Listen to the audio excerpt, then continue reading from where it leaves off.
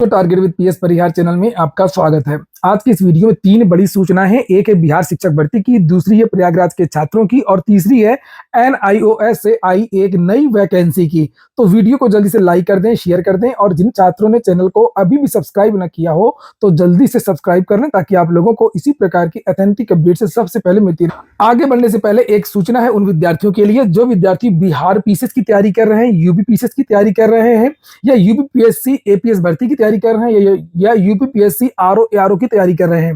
वे सभी अभ्यर्थी यूपीएससी वाला की इस प्लेटफॉर्म पर आकर के अपनी तैयारी पूरी कर सकते हैं। यहाँ पर दीपावली ऑफर चल रहा है जिसमें फीस जो है वो बहुत कम कर दी गई है, मात्र 3499 रुपए। इसमें भी मेरा कोड काम करेगा जो मैंने आपको पहले बताया था PSP 500। तो आप लोगों को 500 रुपए की और अतिरिक्त छूट मिल जाएगी। सारा का सारा एचडी मटेरियल आपको यहाँ पर मिलेगा, जैसे live classes, recorded videos, PDF सामग्री, डाउट क्लियरिंग सेशन इत्यादि। यहाँ पर ये प्रीलिम्स और मेंस का फाउंडेशन बैच सेक्शन 4.0 के नाम से बाइलिंगुअल है यूपी पीसीएस के लिए। इसी तरीके से एपीएस की जो फीस है वो 799 रुपए है। इसमें भी आप एक कोड लगा दीजिएगा छोटा वाला PSP 200, तो आप लोगों को 200 रुपए की और छूट मिल जाएगी और ये कोर्स आपको लगभग 600 रुपए में ही मिल जाएगा। ये भी बाइलिंगुअल बैच है। ये सारा का सारा जो एचडी मटेरियल है वो इसके एप्लीकेशन पर मिलेगा। एप्लीकेशन की लिंक मैंने डिस्क्रिप्शन बॉक्स में उपलब्ध करा दी है।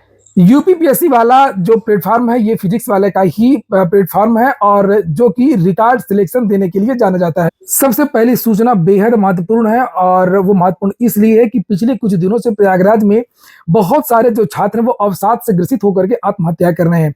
कई बार मीडिया के माध्यम से इसके बारे में जानकारी भी दी गई है और कुछ दिन पहले भी समाचार पत्रों के माध्यम से ये जानकारी दी गई थी कि पिछले 6 महीने में 16 प्रतियोगी छात्रों ने आत्महत्या की है। इसी को लेकर के युवा मंच के संयोजक जो राजेश सचान है उन्होंने मानवाधिकार आयोग में इसकी शिकायत की थी और मानवाधिकार आयोग ने इस पर सुनवाई की और इसको संज्ञान में लिया है। लिखा है, आयोग ने मुख्य सचिव को पत्र लिख करके इस पर नियंत्रण के लिए 8 सप्ताह में कार्रवाई के निर्देश दिए हैं। संयुक्त युवा मोर्चा के सदस्य तथा युवा मंच के संयोजक राजेश सचान ने 4 नवंबर को आयोग को इस बाबत पत्र लिखा था।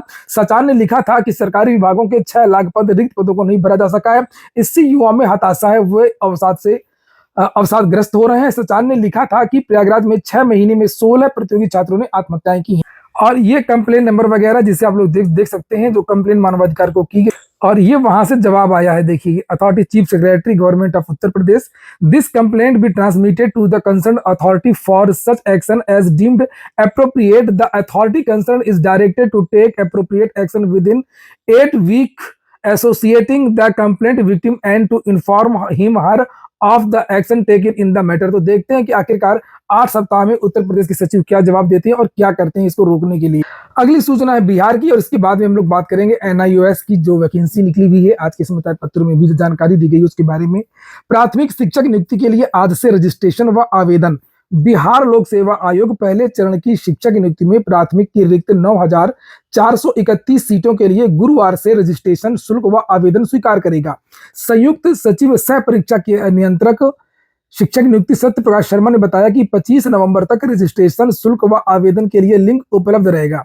वेबसाइट bpsc.bis.nic.in पर विस्तृत जानकारी अपलोड कर दी गई है। सिर्फ प्राथमिक के लिए आवेदन नए सिरे से स्वीकार होगा। उन्होंने बताया कि वैसे अभ्यर्थी जो पिछड़ा व अति पिछड़ा वर्ग कल्याण विभाग एवं अनुसूचित जाति एवं जनजाति कल्याण विभाग के अंतर्गत पूर्व में ऑनलाइन आवेदन की प्रक्रिया पूर्ण कर चुके हैं और वे प्राथमिक के लिए आवेदन करना चाहते हैं तो उनके द्वारा पूर्व से प्राप्त यूजर नेम और पासवर्ड से लॉगिन कर डैशबोर्ड पर उपलब्ध लिंक के माध्यम से प्रक्रिया को पूरा करेंगे। आयोग ने एक चीज और स्पष्ट की है कि रजिस्ट्रेशन शुल्क जमा करने की जो तिथि है वो 17 नवंबर से विस्तारित नहीं होगी। 25 नवंबर के बाद आवेदन के लिए लिंक वेबसाइट पर उपलब्ध नहीं रहेगा। तो कुल मिलाकर के जो लास्ट डेट है वो बढ़ाई नहीं जाए।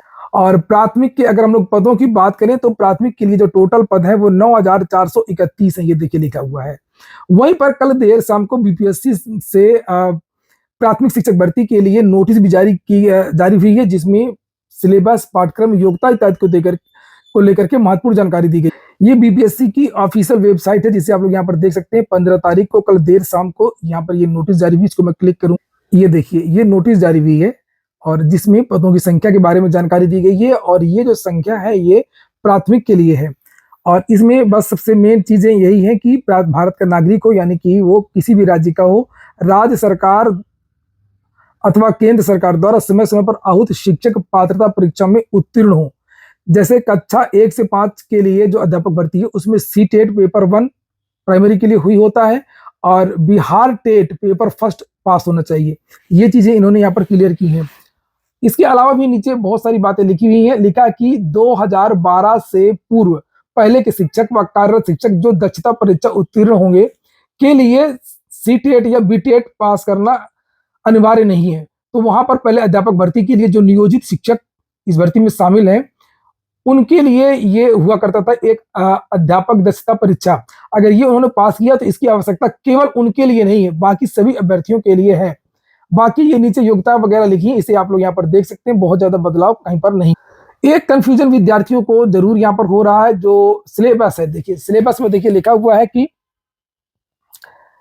भाषा आर्ता समान अध्ययन एवं विषय एक पेपर होगा। क्योंकि इस बार जैसे पिछली बार अलग अलग पेपर हुआ था ना, कि आर्ता वाला पेपर अलग हुआ था और सब्जेक्ट का जीएस वाला अलग हुआ था, इस बार एक कर दिया गया। लेकिन इसको जो 3 भागों में जब बांटा गया, ये देखिए लिखा है 150 प्रश्न पूछे जाएंगे। भाग 1 में 30 प्रश्न यहाँ पर लिखा है, 3 भाग होंगे, भाग 1, भाग 2, भाग 3।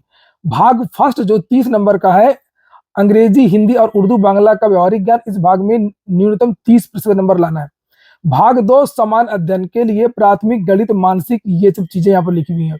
जीएस में जो जो चीजें आती हैं, ये 40 प्रश्न आएंगे, इसके 40 क्वेश्चन। और भाग थर्ड में 80, ये देखिए। और नीचे लिखा हुआ है कि इसमें हिंदी भाषा, उर्दू भाषा, बांग्ला भाषा, तीनों में से एक भाषा का चुनाव करना होगा। उपरोक्त विषय पत्रों के पाठ्यक्रम एनसीईआरटी, एससीईआरटी से संबंधित होने। समान अध्ययन के प्रश्न पत्र के बारे में लिखा हुआ है। लिखित परीक्षा वस्तुनिष्ठ गलत उत्तर के लिए ये। तो यहाँ पर जो ये अलग से इस तरीके से जो डिवाइड किया गया है, जैसे 40 जीएस समझ में आ गया, ये भाषा समझ में आ गया। ये जो विषय है ये प्राइमरी में नहीं होता है। पिछली बार ये चीजें नहीं थी, लेकिन इस बार यहाँ पर लिख दिया है। और यहाँ पर भी क्लियर नहीं बताया गया, बस केवल इतना लिखा गया है कि हिंदी भाषा, उर्दू भाषा, बांग्ला भाषा, तीनों में से एक भाषा का चुनाव करना होगा। तो प्राइमरी में भाषा नहीं होता है।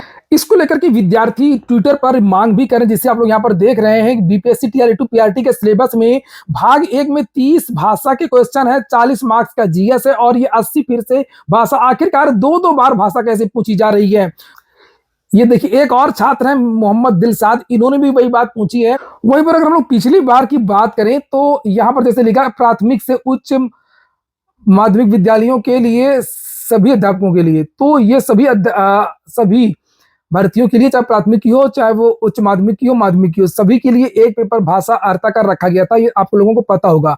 उसके बाद में प्राथमिक विद्यार्थियों के लिए केवल ये समान अध्ययन का पेपर था, ये वाला, ये पिछली बार। तो एक भाग ये था, एक भाग ये था, ये चीजें थी पिछली बार। इस बार क्या किया गया है कि 30 भाषा का पहले और फिर बाद में 80 नंबर का भाषा जोड़ दिया गया है। तो बीपीएससी को इसके बारे में जानकारी देनी चाहिए। बस अगली सूचना है एनआईओएस से निकली एक वैकेंसी की। ये आप लोग यहाँ पर देख रहे हैं, national institute of open schooling, और यहाँ से विद्यार्थी घर बैठे पढ़ाई करते हैं। यहाँ से विभिन्न प्रकार के पदों पर वैकेंसी निकली, जैसे उपनिदेशक, सहायक निदेशक, शैक्षिक अधिकारी। ये ग्रेड ए की वैकेंसी, मतलब समूह का की, नीचे समूह खा की वैकेंसी है। अनुभाग अधिकारी, जनसंपर्क अधिकारी, ईडीपी सुपरवाइजर, और नीचे यहाँ पर ईडीपी सुपरवाइजर के ज्यादा पद 21 है। फिर ग्राफिक आर्टिस्ट, कनिष्ठ अभियंता और सहायक आशुलिपिक की भी वैकेंसी है, कनिष्ठ सहायक की भी वैकेंसी है, मल्टीटास्किंग की भी वैकेंसी है। तो इस प्रकार के विभिन्न प्रकार के पद हैं। तो आप लोगों को यहाँ पर अधिक जानकारी के लिए यहाँ पर वेबसाइट दी गई है। वेबसाइट आप लोग देख सकते हैं nioscbtexam.in ये, और या nios.ac.in, यहाँ पर जाकर के आप लोग विस्तृत नोटिफिकेशन और विभिन्न जानकारियां, योग्यता इत्यादि, इसमें नहीं लिखा हुआ है, सारी जानकारी आप लोग यहाँ पर देख सकते हैं। और ऑनलाइन आवेदन की जो लास्ट डेट है वो 21 दिसंबर है, और इसके लिए आवेदन 30 नवंबर से शुरू होंगे इस वेबसाइट पर। और ये जो पेपर देख रहे हैं, ये दैनिक जागरण समाचार पत्र जो आज का है, प्रयागराज एडिशन का, उसमें दिया हुआ है। ये हो गया आज का वीडियो को काम का हो, आपको अच्छा लगा हो तो लाइक अवश्य कर दिएगा। और जो विद्यार्थी टेलीग्राम चैनल से न जुड़े हो तो टेलीग्राम चैनल से भी जुड़ जाए, वहां पर भी महत्वपूर्ण सूचनाएं प्रदान की जाती हैं।